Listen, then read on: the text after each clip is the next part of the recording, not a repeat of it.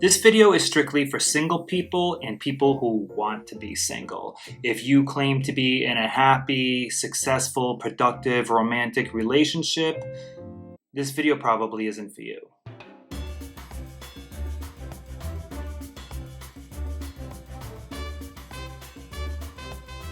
Hey gorgeous, if you're new here, welcome. My name is Cazwell and congratulations, you're exactly where you're supposed to be. If you're one of my whopping 919 subscribers, I'm back. I took a little bit of a break, had to make some changes and focus on other things. Do you notice anything different? You're right, I got a brand new camera. A fancy camera with a fancy lens, which gives you the opportunity to get up close and personal with each and every one of my flaws. And now all the gay men that come to my channel can do what gay men do best: judge. But back to the topic at hand. I want to talk about the 5 things I personally love about being alone and single. I thought it was important to do now that many places in the world are getting back to normal and people are socializing again. A lot of us are going to jump into the first relationship that becomes available to us. I'm here to say stop, look around at all the good things you have going on right now, and take precaution. Because for many of us, until we're ready to be in a relationship, single is the place to be. So don't rush it and take advantage of the many blessings that being single will give you. So let's start with number 1. Control. It's true. You are now 100% in control. It's your show. You're no longer the best supporting actor, but rather the highest paid A-lister in your movie. And speaking of movies, you get to choose whatever movie you want to watch without having to have any consideration for anybody else. So if you want to kick back and watch Judge Judy for 3.5 hours, there's no judgment. Also, and possibly the most important, is you are now the DJ, which means you are 100% in control of the soundtrack to your life, which will prove to be very impactful. You know, it wasn't until recently I discovered there actually is a world in which I only have to listen to Mariah Carey when I want to. Now, before any lambs come from me, and I'm sure you will, hear me out. I like Mariah Carey. I think she's got a great voice. She's the songbird of our generation. But I don't need to listen to anybody 80 times a day. Next. Air fryer confessions. I don't need a man. I don't need a date. I don't need much of anything anymore. Now that this beautiful piece of machinery has come into my life, never have vegan sausages been so juicy on the inside yet so crispy on the outside.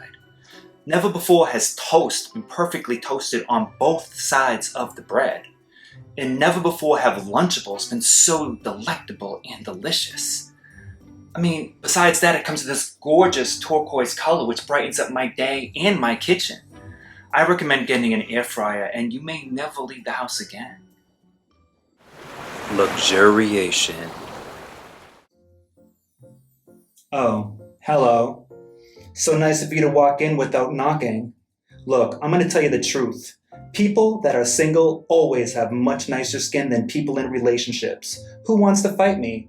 I own 2 Vibertech VTS 989 tasers and graduated from the Pai Mei School of Kung Fu, so I'm ready. Listen, if you're in a relationship for, let's say, 3 years, you're going to have a lot of unnecessary stress, and we all know that. Stress is bad for your health, and stress causes wrinkles. So if you think Romeo is worth those crow's feet, that's on you. I don't need somebody's bad breath breathing on my pillowcases every night. And if you want to sleep over at your boyfriend's house where his sheets are so dirty you could roll over and use them as a loofah, I'm not going to judge you. But let me remind you that one of the reasons I have such a nice complexion is because I have chosen the single life. I need time to luxuriate. And if I need to spend an hour and a half on a skincare regimen to take care of me, I'm going to do it. So remain single. If for any reason, do it for your skin.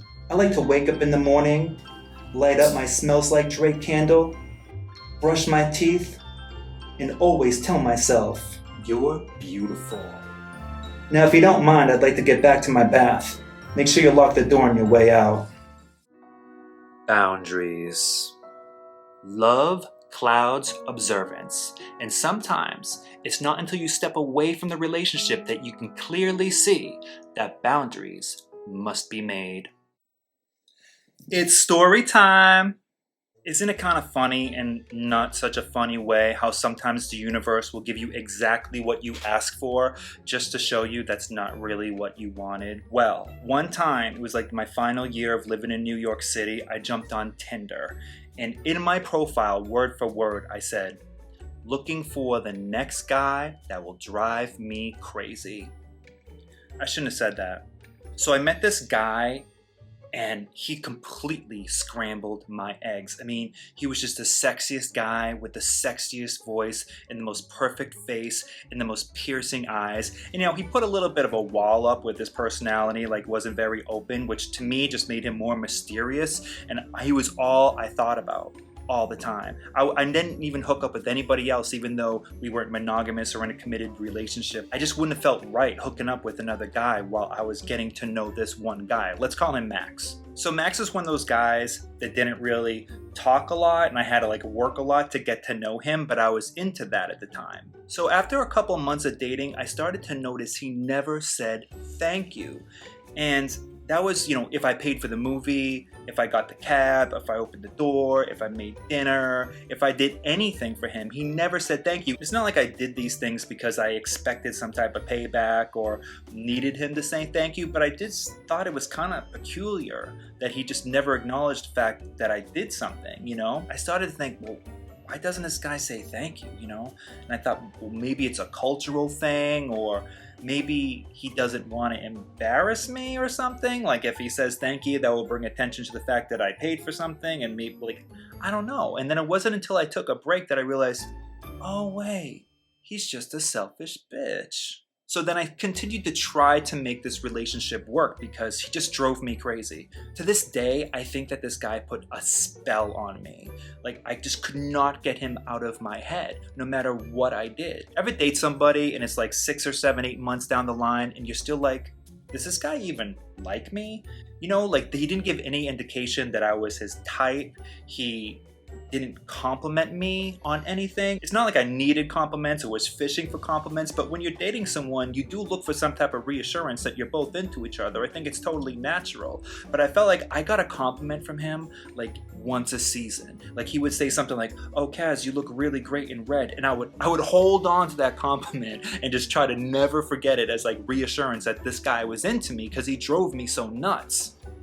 And then here's the messed up part. He had this habit of drinking a bottle of wine on an empty stomach, and every time he got drunk, he would get really jealous and talk about some picture he saw on my Instagram and oh, I know you're seeing this other guy, or, I know you're into this guy. And he got extremely jealous, which is bad, and I know that. But there was some part in the back of my head that made me think, oh wow, he really likes me. And that's so messed up. I feel like for the first time I got a taste of what it's like to be in an emotionally abusive relationship. You know how you always see, it doesn't only happen to women, of course, but you always hear about it, this woman's in love with this guy, and then he hits her, but he's like, oh, but now I know he loves me. Or he gets jealous, but she's like, oh, now I know he really likes me. But I was so wrapped up in my infatuation for him that I didn't realize how destructive the relationship was until I took a step back, observed, and then created boundaries. So the next time he called me, I told him to lose my number.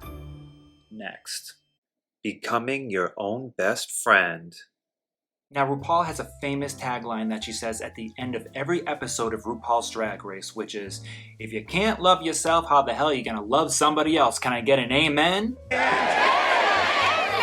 Now let's dissect that, shall we? Now, you would agree that you have to love yourself before you love somebody else, right? I mean, clearly, I heard you say amen. But there lies the question. Do you love yourself? Well, naturally, just about everyone says yes to that question, but do you really? Because if you love yourself, then you will treat yourself like somebody you love. So you will treat yourself like your best friend. You love your best friend. You would do anything for your best friend. You treat your best friend like a precious diamond, and you push them to be the best version of themselves, and they do the same for you. That's what best friends do. So you need to be your own best friend. And I've learned most people haven't tackled that. As a matter of fact, they like to focus on other people so that they don't have to focus on themselves. If your best friend was determined to get that beach body by July, you would say, honey, maybe you don't want to have that 7th slice of pizza tonight? If your best friend was about to go home with some guy with a hook hand that drives a van that just got out of Rikers Island 2 nights ago, you'd probably say something like, honey, maybe you want to aim just a little higher? Well, you need to talk to yourself the way you talk to your bestie, and you need to be there for yourself. If you are afraid to be there for yourself, then you will naturally be afraid to be alone. And if you get in a relationship and your significant other knows that you are afraid to be alone, then he will always have the leverage. My point is, way too many of us have relationship goals when we should actually have personal life goals. If you focus on yourself and your personal life goals, you'll eventually meet someone that focuses on themselves and their personal life goals, and you'll both push each other to be the best versions of yourself. And I think that's what you want. Right? Alright guys, I'm personally over talking about being single. I gotta go to work anyway, I'm gonna be late. It's my first DJ residency back, Saturday nights, West Hollywood. It's gonna be so good to see everybody again tonight. I cannot wait. Thank you for hanging out, and I'll see you next time I drop a video. Bye.